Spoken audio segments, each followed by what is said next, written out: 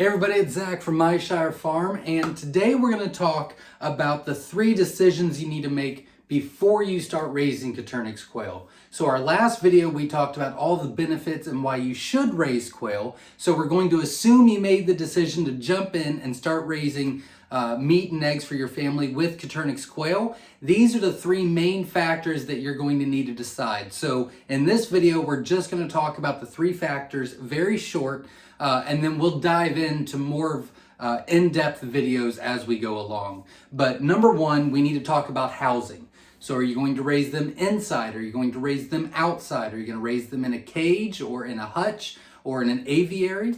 Now, I will give you a little bit of information now, and that is any of them are okay.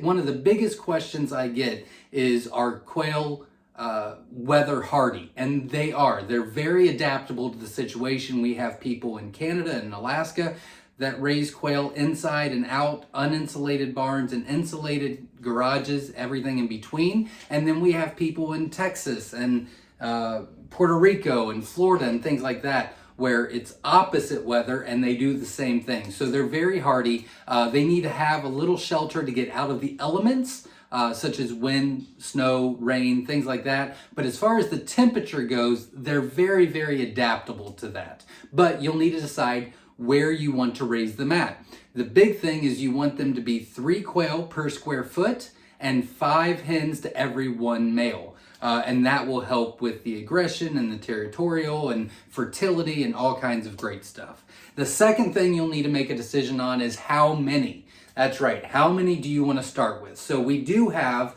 quail math videos, and we break down how you do your math to decide how many you want. So I'm going to do a very quick example. So let's just say you have to assume some things. So you're going to do the rule of 50. Okay, so you're going to do the rule of 50%. So if you order 30 eggs, let's say on average you hatch out 50%. Now we're averaging about a 73% on chipped eggs all over the US. But the national average is 50%. So that's what we're going to go with. So you order 30, 50% hatch. That leaves you 15 chicks. When they grow out, on average, 50% will always be males. Now again, we're averaging, we're assuming, it's not always the case, but that's the average. So that means that 15 turns into about anywhere from 6 to 8 hens, which will leave you about 4 to 6 eggs a day. So if if there's a family of 1 or 2, that might be plenty. If you've got a family of 7 like we do, then we'd have to do some more. So, but the quail math video will break all of that down and give you all the stuff in there to be able to help you decide what numbers you need to start with.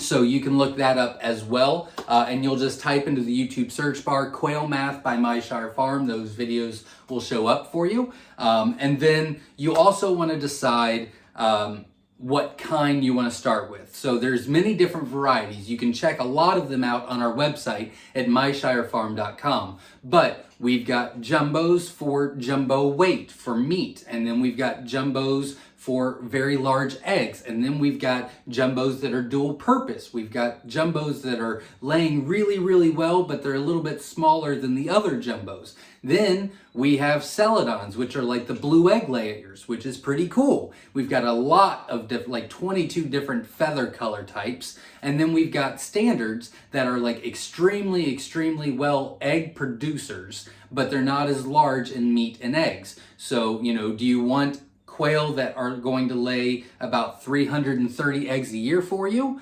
that are standard size, or do you want jumbos that are going to lay around 300 eggs for you a year, but they're much larger in egg and meat size? So again, you'll just have to decide what you want and what works best for you. So those are the 3 main factors you want to think about. I'm going to give you a bonus one before we leave here, and that is, do you start with eggs or live birds?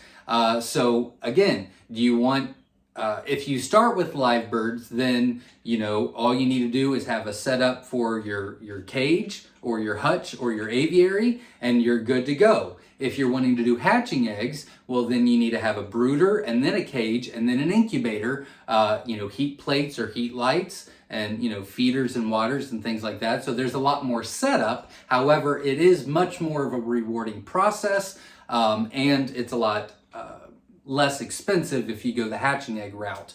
But again, all these factors play in.